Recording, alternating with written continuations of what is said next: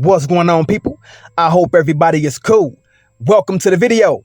Today, I'm going to be diving into a topic that's often misunderstood, and that is the origin of gang culture in America. Now, before we jump in, let's clarify what culture means in this context. Culture refers to shared beliefs, values, behaviors, and practices of a group. Right? In the case of gang culture, it involves the patterns of violence, loyalty, and crime that gets passed down within certain groups. Right? Now, there's a common belief that Black people are the creators of gang culture, but the truth is far from that. All right.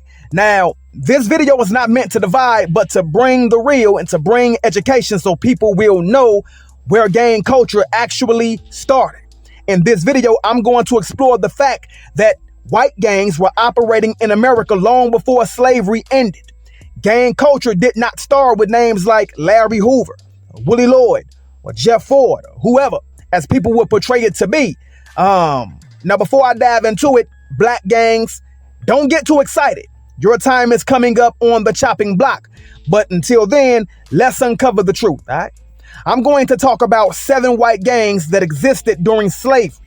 Gangs that terrorized, killed, and were the heart of violence in America. And again, these gangs operated while Black people were still enslaved. All right, let's dive into it. The first gang on the list is the 40 Thieves, formed in the 1820s in New York's Five Points District. They were one of the earliest organized gangs in America. Their leader was a man named Edward Coleman, who was notorious for his violent behavior. The 40 Thieves started as a way for Irish immigrants to protect themselves in a harsh environment, but they quickly turned to criminal activities.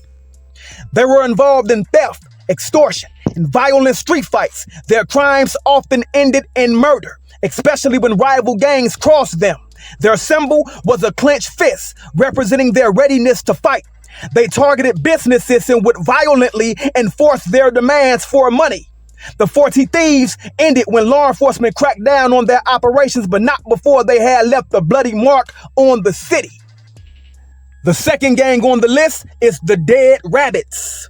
They were active in the 1830s to the 1850s, also within the Five Points District. They were mostly Irish immigrants, and their name came from a dead rabbit that was thrown into the street during a gang fight, which became their symbol. They were vicious and notorious for their gang wars with the Bowery Boys. The Dead Rabbits were involved in robbery, street fighting, and murder. They would riot in the streets, killing their enemies in broad daylight. Their leader, John Morrissey, led them into some of the bloodiest battles in New York's history. The Dead Rabbits fell apart after the draft riots of 1863, but not before leaving behind a legacy of violence and bloodshed.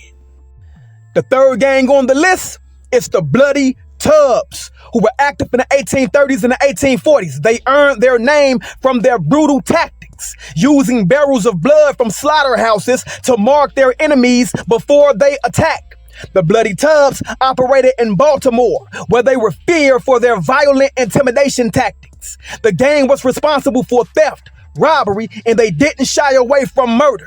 They were known to kill those who resisted their demands. Their enemies included rival political factions, and their violence often had political motivations. The Bloody Tubs eventually dissolved, but their reign of terror was felt for years.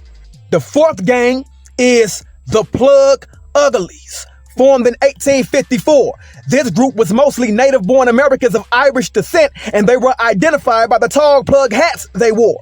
The Plug Uglies were deeply involved in political violence, often hired to intimidate voters during elections.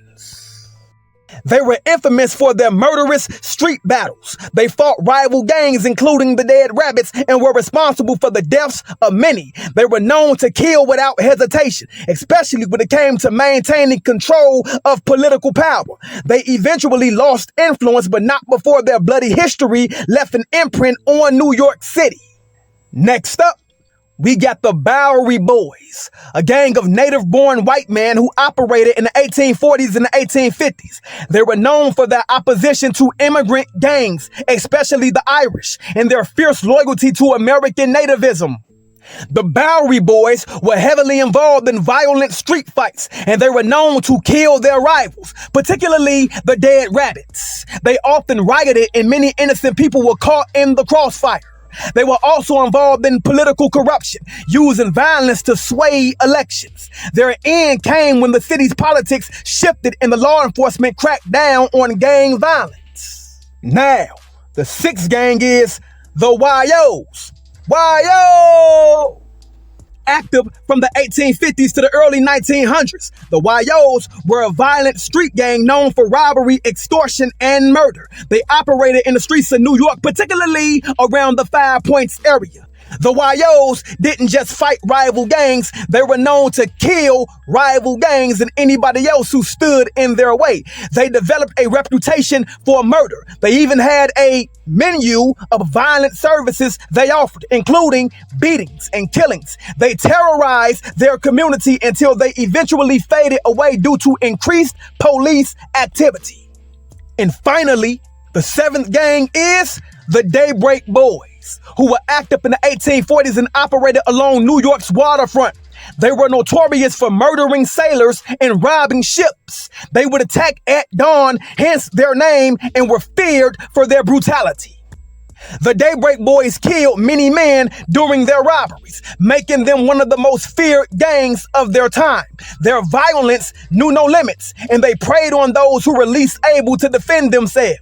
Their reign ended as law enforcement cracked down on their operations, but not before they had taken many lives. And now, before I go, I have a message to black gangs and black people, period. Now, you don't have to tell me that there are Hispanic gangs. I know. You don't have to tell me that there are white gangs. I know. I'm specifically talking to black gangs because, as you know, they say black people created gang culture in America, which is definitely not true. And while you did not create gang culture, you definitely adopted it. And let's be real, many black gangs that started out with good intentions ended up becoming sources of destruction. I don't have to name the gangs. You know the gangs. All right? Black gangs have killed thousands of young black men and women and destroyed countless families. Innocent people have been caught in the crossfires, and communities have been left in fear. You didn't start gang culture. No, you did not. But you don't have to keep adopting it as well. There is no future in it, and the end is always fatal, whether it's jail, death, or lifelong regrets. Now let me end with this message of hope. There is another way, and you can choose to be a peacemaker. The Bible says in Matthew 5:9, blessed are the peacemakers, for they shall be called the children of God. You are not a child of God if you are not a peacemaker. You are not a child of God if you don't promote peace or increase the peace. Let's break the cycle of violence and choose peace instead of death. Later.